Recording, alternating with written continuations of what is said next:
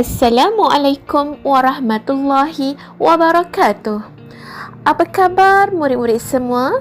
Ustazah doakan semoga semuanya sihat sejahtera dan ceria-ceria selalu di samping keluarga tersayang.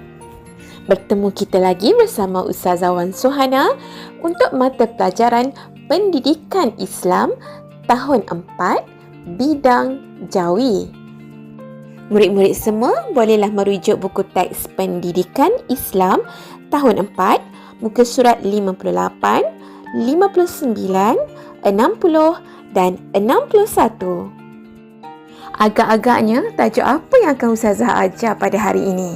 Siapa tahu? Hari ini Ustazah akan ajar tajuk Kenali Saya. Tapi bukan kenali Ustazah tahu. Kenali kedudukan huruf Hamzah. Jom bersama Ustazah perhatikan gambar ini. Dalam gambar ni terdapat perkataan yang mengandungi huruf Hamzah. Jom kita kenali kedudukan huruf Hamzah. Baiklah murid-murid, bersama Ustazah ikut perkataan yang Ustazah sebutkan ini. Air, doa, Aisyah, baik, di atas, Al-Quran, daun. Murid-murid yang dirahmati Allah sekalian, jom bersama Ustazah kita kenali Hamzah di atas huruf alif. Okey, perhatikan contoh yang Ustazah berikan ini. Apabila ditambah dengan urus, jadi diurus. Okey, Hamzahnya berada di atas alif. Kemudian yang kedua, apabila bertemu dengan alif akan menjadi di-alif. Okey, Hamzahnya berada di atas huruf alif. Seterusnya, apabila bertemu dengan orang akan jadi seorang. Okey, perhatikan Hamzahnya berada di atas huruf alif. Okey, yang kedua, apabila bertemu dengan ikat akan jadi seikat. Okey, jadi Hamzahnya berada di atas huruf alif. Okey, seterusnya murid-murid perhatikan apabila bertemu dengan arah, okey, akan jadi ke arah. Okey, Hamzahnya berada di atas huruf alif. Kemudian yang kedua, apabila bertemu dengan empat akan jadi keempat. Okey, maka huruf Hamzahnya juga berada di atas huruf alif. Baiklah murid-murid, sebagai nota dan panduan murid-murid semua, kata dasar bermula dengan huruf alif dan didahului dengan imbuhan awalan seperti di, ke. Huruf Hamzah perlu diletakkan di atas huruf alif. Murid-murid sekalian, seterusnya kita lihat kedudukan Hamzah di bawah huruf alif. Okey, tengok yang pertama. Kata dasar berasal daripada bahasa Arab. Okey, contohnya Islam. Islam adalah perkataan asal bahasa Arab. Jadi, huruf Hamzahnya perlu berada di bawah huruf alif. Seterusnya yang kedua, perkataan yang bermula dengan i tunggal. Contoh, i dagang. Okey, bagi perkataan i dagang, Hamzahnya berada di bawah huruf alif. Dan yang ketiga, kata sapaan. Seperti contoh yang diberikan, Okey, perkataan Hamzahnya berada di bawah huruf alif. Seterusnya, perkataan Islam dikekalkan Hamzah di bawah huruf alif walaupun didahului dengan imbuhan awalan seperti di, ke. Contohnya, diislamkan akan jadi diislamkan, Hamzahnya itu berada di bawah huruf alif. Ya, ia tetap berada di bawah huruf alif walaupun ada imbuhan. Okey, kita dah lihat dua tadi kedudukan hamzah, iaitu hamzah berada di atas huruf alif dan juga hamzah yang berada di bawah huruf alif. Okey, sekarang kita lihat pula yang ketiga, kedudukan hamzah berada 3/4 daripada garisan. Okey, macam mana kita nak kenal dia? Okey, perhatikan sama-sama murid-murid semua. Okey, yang pertama, perkataan berimbuhan an dan i. Okey, contohnya bacaan, tajaan, perasaan, kejayaan. Okey, imbuhan yang Ustazah sebutkan tadi adalah imbuhan an.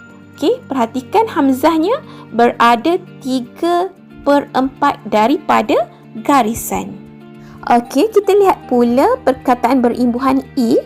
Contohnya mewarnai, hargai, disukai, melalui. Okey, hamzahnya berada 3/4 daripada garisan ya bagi perkataan berimbuhan i.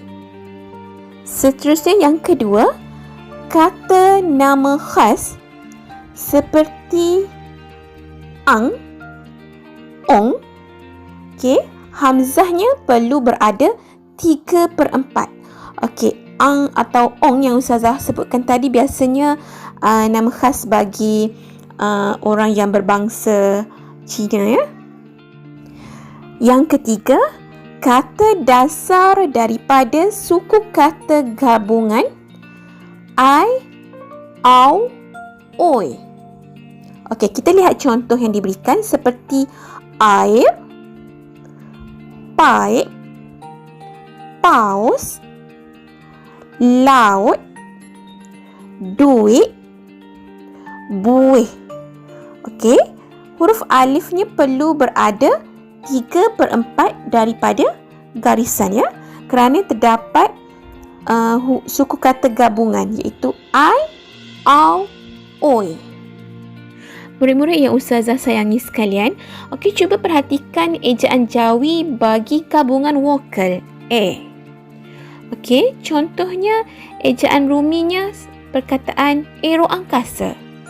Okey, ero angkasa yang betul adalah tidak ada huruf hamzah di atas huruf alif ya. Yang selalu kita eja dengan menambah huruf hamzah. Okey, itu adalah ejaan yang salah. Okey, contoh lain seperti aerobatik juga tidak ada huruf hamzah. Okey. Aerosfera tidak ada huruf hamzah. Okey. Boleh perhatikan perkataan yang salah untuk ejaan Jawinya. Dan juga aerosol juga tidak ada huruf hamzah di atas huruf alif ya. Itu adalah bagi ejaan Jawi gabungan vokal a. Okey, jelas ya murid-murid semua?